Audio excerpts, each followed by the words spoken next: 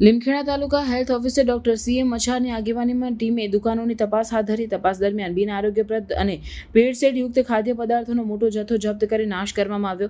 તપાસમાં ચોંકાવનારી વિગતો સામે આવી. વેપારીઓ બિન આરોગ્યપ્રદ આઈસ્ક્રીમનું વેચાણ કરતા હતા, સડેલા બટાકામાંથી પાણીપુરી બનાવતા હતા, સડેલી કેરીઓમાંથી જ્યુસ તૈયાર કરતા હતા, રસાયણયુક્ત ચાસણીનો ઉપયોગ કરતા હતા. દુકાનોમાં સ્વચ્છતાનો ગંભીર અભાવ જોવા મળ્યો હતો. ડોક્ટર મચ્છારે સ્પષ્ટ ચેતવણી આપી છે, જાહેર આરોગ્ય સાથે ચેડા કરનાર કોઈને છૂટ નહીં મળે. ઉનાળા દરમિયાન નિયમિત તપાસ થશે. નિયમ ભંગ કરનાર સામે કાયદેસરની કાર્યવાહી થશે. સ્થાનિક નાગરિક ધર્મેન્દ્રભાઈએ કહ્યું કે બજારમાંથી ખરીદેલા ખાદ્ય પદાર્થોની ગુણવત્તા વિશે ખબર નથી હોતી. આવી તપાસથી લોકોનો વિશ્વાસ વધશે. કેટલાક નાગરિકોએ નિયમિત તપાસની માંગ કરી છે.